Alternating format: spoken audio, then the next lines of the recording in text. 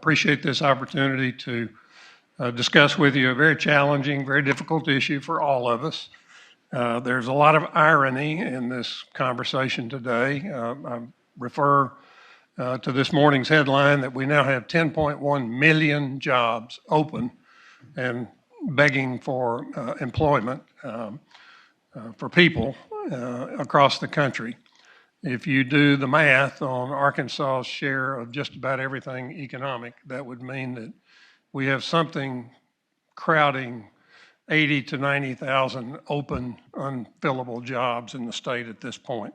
Again, the most in our history. Many businesses, I've been searching my memory over the last 30, 45, 60 days trying to remember one business that is not struggling to find enough hireable people. It is an unprecedented challenge. We are paying record wages. Wages are increasing on nearly a daily, but certainly a weekly and monthly basis. So these are all good things. This is what we've prayed for, hoped for coming out of the pandemic. After the Trump vaccine gave us a life raft and a rescue method to survive this crazy thing, then we've all been hoping for this kind of growth, and here it is. As a result, or along with that, many supply chains are faltering all over the world. Goods coming from every corner to the U.S. and our goods getting to every corner of the globe. So all these things are problems that have been driven by the COVID vaccine, which has been disruptive to business and to the economies of the world, to put it very mildly.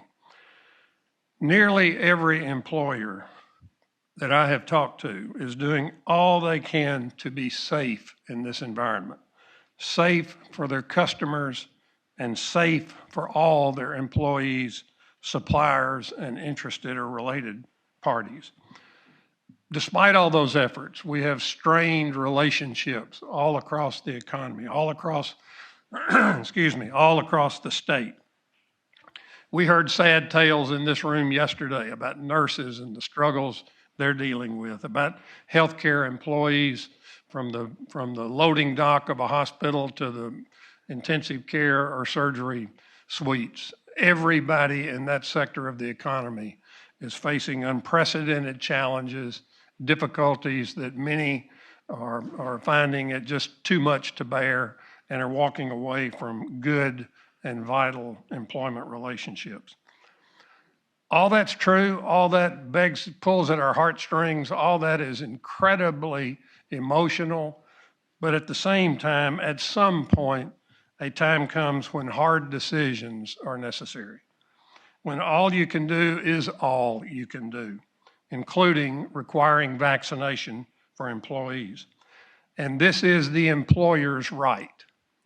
Arkansas is an employment at will, right to work state, and we urge you, we beg you not to jeopardize that or to compromise it in any way, because it would be an astonishing setback to the economic prospects and growth of our state. The proposals that are under consideration not only prohibit private businesses from requiring their employees to get vaccinated against the deadly COVID-19 virus, but they also prohibit private businesses from even inquiring into the vaccination status of employees. This bill goes against all of the advice of every trusted medical expert of both the state and the federal government. And most importantly, this bill, as I said, is in direct contravention to our state's proud history as an employment at will state. It prohibits private employers from taking the most basic and universally suggested precautions to guard the safety and health of all their employees and the families of those employees. And in doing so, it also prohibits businesses from protecting their valued customers and clients, opening up potential negligence claims by those customers. And finally, it would require private businesses to violate the guidance of the CDC and thus to be in violation of certain OSHA standards. This is a box that we are painting people in if we pursue this path. This would subject those businesses to substantial fines and other penalties. Let me hit just a couple of points on each of the two bills that were under consideration or being proposed. The inability to mandate vaccines or require a vaccine status carries significant legal risk for employers, including, but not limited to, the following. Number one, COVID-19 guidance from the CDC and the Arkansas Department of Health suggests employers take different precautions based on the vaccination status of their employees. For example, CDC guidance suggests that fully vaccinated individuals need not take as many precautions as unvaccinated individuals due to the heightened risk of severe disease and poor health outcomes from COVID-19 for non-vaccinated individuals. If employers then are unable to ascertain the vaccination status of their employees, then they're unable to adequately assess the potential risk to employees, vendors, vendors, and customers. They're also, therefore, unable to adequately address the potential risk of complying with CDC and Arkansas Department of Public Health guidance. The second point, the inability to follow CDC and Arkansas Department of Health guidance also puts employers at risk for negligence actions by employees and customers who could claim they contracted COVID-19 as a result of the employer's failure to take proper actions to limit the spread of the virus. Act 559, passed by this legislature on April 5, 2021, codified an earlier executive order that provided a shield from tort liability for businesses for COVID-19 related claims. Under Act 559, a business enjoys the presumption that it is not committing willful, reckless, or intentional misconduct, and therefore enjoys tort immunity if it is, quote, substantially complying with health and safety directives or guidelines issued by the governor, the Secretary of the Department of Health, the Centers for Disease Control and Prevention, and the Centers for Medicare and Medicaid Services concerning COVID-19.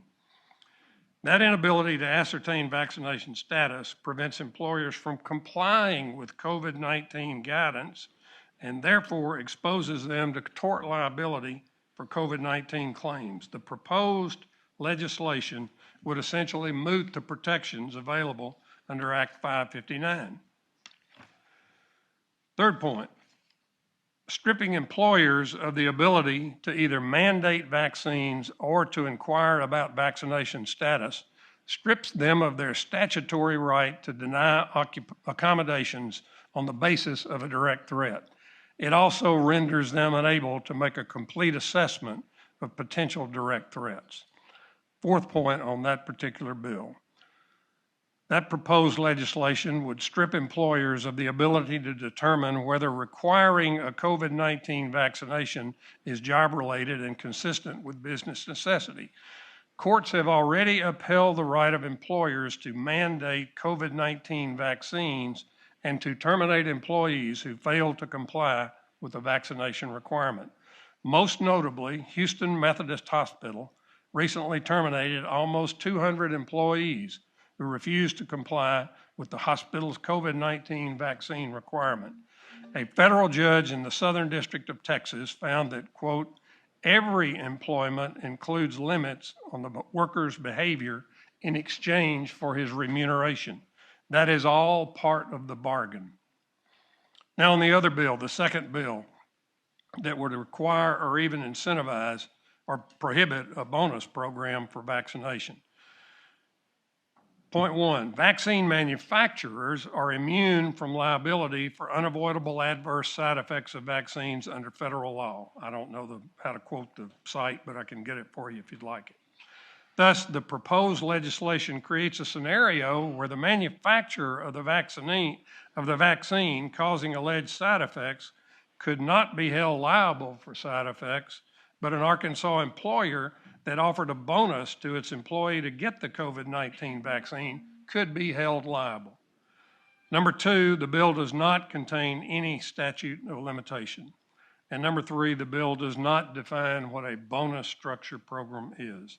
Thus, employers may unknowingly create liability for themselves by offering minimal or non-cash incentives for employees to get vaccinated.